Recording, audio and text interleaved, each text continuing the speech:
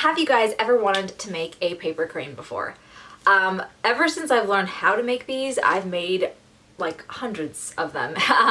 Actually, sometimes when I sit down to watch movies, I just kind of do it. It keeps my hands moving while I'm watching the movie. And at this point, I have a bit of like a mound of them. So if anyone has any ideas of what to do with a whole collection of paper cranes, let me know. I have no idea what to do with them. When I'd work places, I'd give them as like little gifts to my coworkers throughout the day. Sometimes, I don't know, but yeah, I don't really know what to do with them now. Let me know if you have any ideas. The first thing you're gonna need is get a completely square piece of paper. This is my origami paper. And today though, I actually want to let you know, like if, let's say you have a receipt this is receipt paper that you are using. If you want to use this and you want to know how to make it a perfect square, you put it on its side, you take the short side, and you fold this down so that it matches kind of like the bottom. So you fold that so it's as perfect as possible, and then you put the crease there. So what was the short side is now on the bottom, and then you just cut off what you don't need. And so I'll just do that there. You cut this part off. There's a little bit of a sloppy job. When you open it up, you should have, voila, a perfect square, ideally. All right, so you can use this piece of paper, but I think it'll be easier to show you guys on this piece of paper, so that's what I'm going to use. The first thing you're going to do in making a crane is simply fold it in half. I like origami.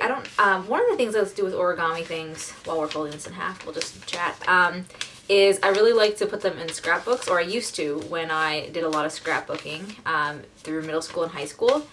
I don't know, does anyone still scrapbook? I feel like there's probably a whole world of scrapbooking still out there that I'm just not as in touch with, but I used to be really into it, and then college just got really busy and scrapbooking just kind of flew out the window.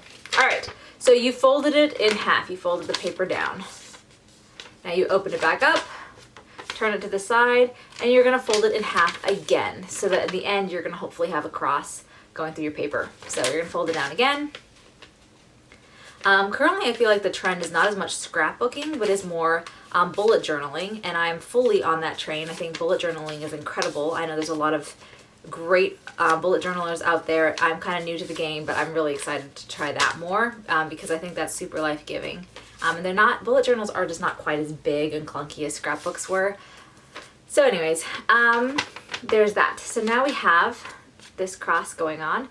Now you're just gonna fold it again, and that is, you're gonna fold it this way with the points. So bring the points towards each other, and then fold it in half, kind of crisscrossing across the paper, like so. I feel like in the beginning of making a crane, you're just making a bunch of creases that will help you later in life, but it feels like very small steps in the first part of a big journey. All right, so I've got one cross. Now I'm gonna fold it along this line now. So folding it in half, so you make a little mountain like that. And when we open it up, what we should have is, I feel like this is easiest to show, you should have lines here, lines here. Fantastic. All right, what I usually do is I fold it the opposite way on one of these creases. And so that what we're gonna do is we're actually gonna pull two sides, 2 points down. But what we wanna do is we wanna pull the other ones in while we're pulling down. So we're gonna fold these in, fold these two sides in while we're folding this one down. Let's give that a try. Fold this one in while we're folding the other one down. And it might take a second. And then you've got a very small box now. So these are the 2 points that were out. We fold those down. So if you try to open up a flap, you'll see the outside of it like that. Oh, is it focusing? There we go, yeah. All right, Now we've got a really mini square. Now what we're gonna do is we're gonna actually, you can see the crease still from where you folded the paper. So you can see a crease running down the middle of the square between the points. You're going to take one side of the one flap and you're gonna just bring this line, the outer line, to the middle line that what you creased. So you're gonna bring it in like that. So you're gonna bring this outer line as well over to the middle. What you're doing is you're making kind of a kite-shaped line there. Woo. So bringing the sides into the middle and just the top layer, because then you're gonna flip it over and take the outside and bring that into the line in the middle, into that crease. All right. And again, the outside line there, bring it into the middle. What you have kind of now is a kite structure going on. So voila, you've got your little kite structure. I can't tell if it's focusing. I'm just gonna try tapping on it and making it more clear. Yeah, there we go. All right, so if you look right now, it should look like you've got flaps in the front, on the sides, these still kind of open up. All right, now what I want you to do is you have these two flaps coming in, and right above there, fold the triangle down onto it. You're not going to really need to keep it like this. This is just to add a really nice crease line. I like to flip it over and do the same thing on the other side just so it's really creased, because we are getting to the hardest step, and that is where you're going to open up the flaps that you just folded and you're going to lift the paper up. You're going to take the bottom point and lift it up, but make sure that you don't lift it any higher than the triangle on the top. While you're doing that, you're kind of, it's starting to cave in a little bit like a boat. You want to just lean into that and let it fold over like this. Whoop. There we go. So it was folded like this. You pulled it up, it opened up, and then it closed again, and then it's into a diamond shape. All right, you're gonna flip that over. On the other side, we still have the kite shape here. The kite shape and the two flaps. Again, you're gonna open the flaps up. You're gonna take the bottom point and you're gonna pull the bottom, just the bottom point, up to the top. As you pull it up, those flaps are gonna start closing in. So you take up the bottom point, those flaps are starting to close in, and you just kind of help crease them even more close so that it turns into that diamond shape. Voila! It is kind of tricky to do this backwards, or to do this in front of a camera. All right, so now you have this diamond shape. Let's look at it. The diamond shape, there's like the little triangle piece at the top and then the two flaps. You're starting to see the wings here. And then you have these two little legs basically at the bottom. With the legs, there's the legs here. The side still opens up and flaps.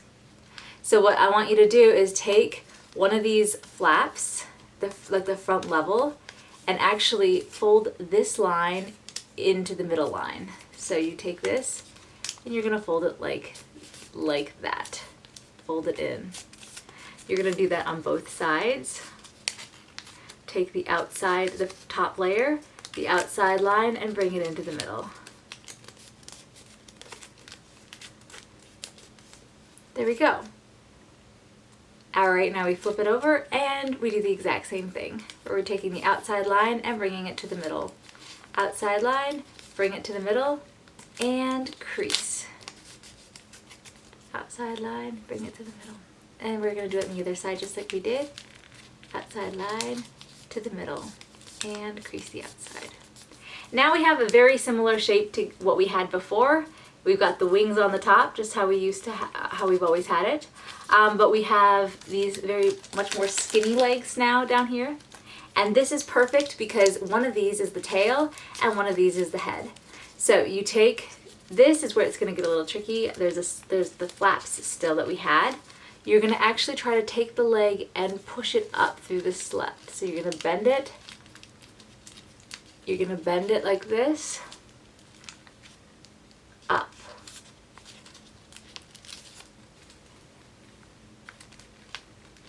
Up, up, up, till it's kind of between the wings.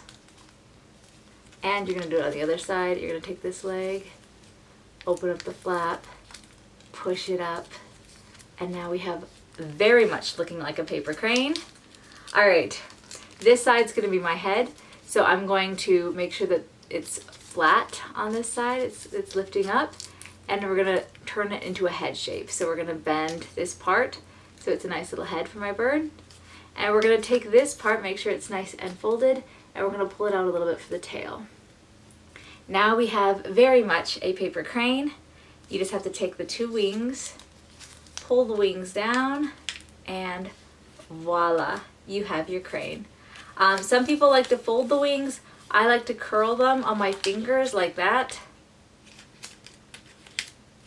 And then what we have is a crane. Anyways, I hope that was helpful. Let me know if anyone has any questions, and definitely let me know if you have ideas about what to do with a bunch of paper cranes laying around. And happy origamiing, happy folding. Have a good time making a crane. I will see you next time. Bye.